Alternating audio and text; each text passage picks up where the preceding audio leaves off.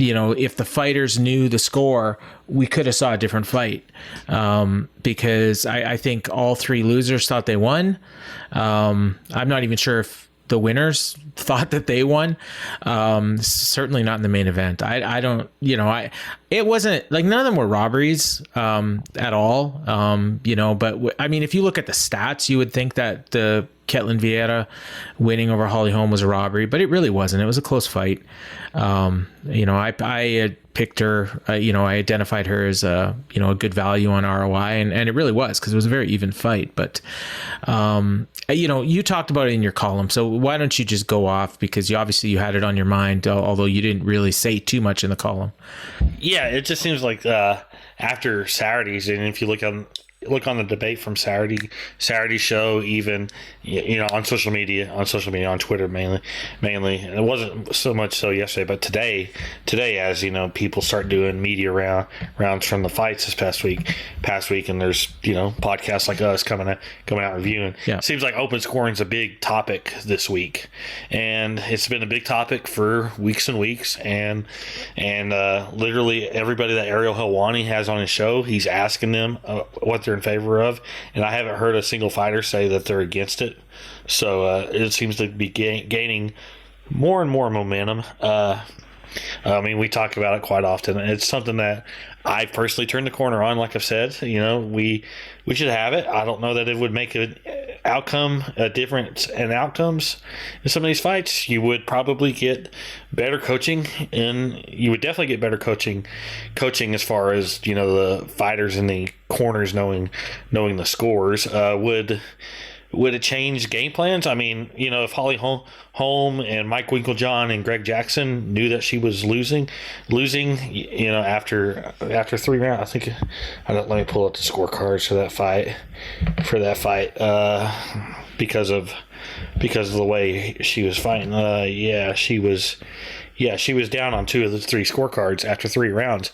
Perhaps they change up the game plan and, focus less on clinching constantly in the 4th and 5th rounds, knowing she'd have to win clearly the judges weren't scoring that, right? Yeah, whatever it was doing. I mean, I personally, I had Holm winning the main event, but everything was like super close except for the second round, in my opinion. And I actually had Viera up 2-1 after 3, but I had Holm winning the last two rounds. But I mean, I thought four was real close too. Yeah, there was a lot. It's one of those fights where you could probably watch it 3 times and have 3 different scores.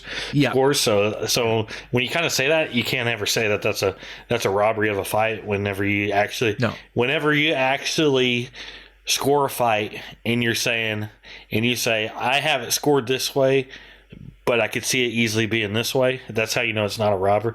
Robbery is just a close fight, and this was not a robbery. It was a close fight, but it's also, none of Holmes' corners told her that, they thought she was losing, but they knew maybe they would, abandon that clinch game that clearly wasn't getting her, the rounds in the judge's eyes, and goes to something different. So, I mean, it's one of those things there's positives and there's negatives to it, but until it's put on a grand scale, like in the UFC and like in Nevada, we just don't know how it's going to work out. It may go bad like it did in boxing and kickboxing. It may go good. We just don't know. You could say like, well, you don't want the judges to be influenced by the crowds knowing their scores. You could say that. You don't know if it'll happen, and they'll be taught not to get influenced, just to do their job. You can say that another negative would be, well, some people may coast because in college wrestling and in NCAA wrestling, they have open scoring, and you see a lot of times when the guy who is ahead big, he just coasts in the final round and does nothing. You could see that in MMA, but you could also see the guy who's losing knowing he needs to finish, putting the pressure on. Yep. Until you actually see it implemented and see what happens, you can't accurately predict what's going to happen. You can just, so I mean, I think I don't know. Maybe Nevada should test it on the Contender Series. this year. Yeah. This year, maybe that'd be a good idea. It's not a bad idea. Maybe a good idea for, I really think it's going to be hard to get Dana and some of these people to agree to it. But then again, we thought maybe some of the minor companies too, like LFA and some of these feeder companies. Yeah, I mean, everybody says like, oh, it works in Invicta, but Invicta only runs Kansas, and they don't have anybody in the buildings. So yeah, it works. I will tell you. I'll tell you something. I'll tell you something about Invicta. Like I watched their last show, and I was going to talk about it on here. I can't remember. It might have even been last week. If it was either last week or the week before, but I watched it because it was on a Wednesday, so I probably forgot about it by the time we recorded the show.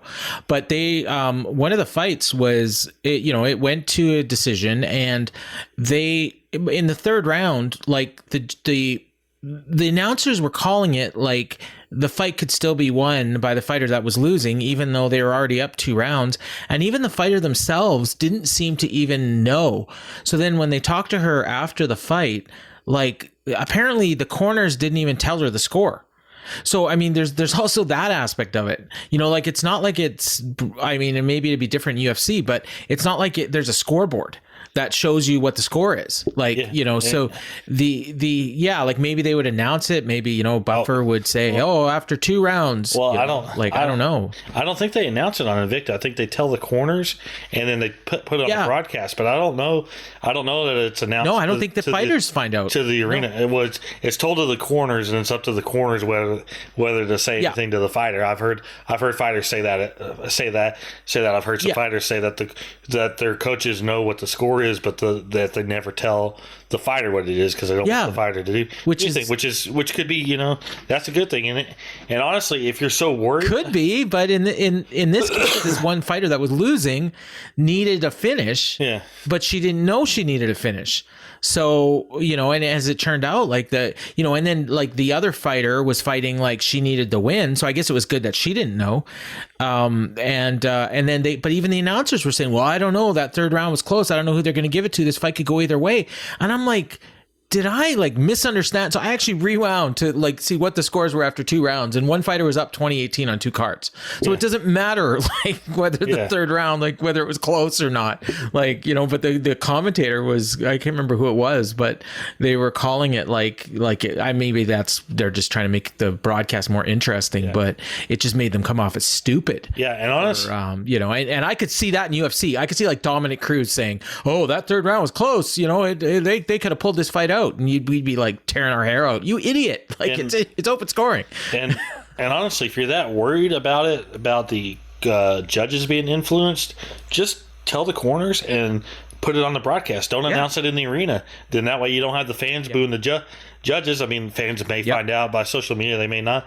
They may not. They may not. Most of the people that are inside the building, they're not really on their phones. The only ones who would know the score if it's put on the broadcast would be your media members. So they used to have the commentating in the headsets, but they don't have that anymore, do they? Like they used to be able to rent headsets and you could hear the commentary. Remember that? Yeah, back in the day, as a some of the old UFC events. Yeah, back in the day. Yeah, back in the day, but they stopped doing that a long time ago. But just don't announce. If you're that worried, don't announce it to the crowd, and then they won't be able to boo the judges, during the fight and influence the judges. I mean, it's just I mean, the only people that need to know really are the corners, and if you want people to know at home, just put it on the broadcast. That's all you have to do.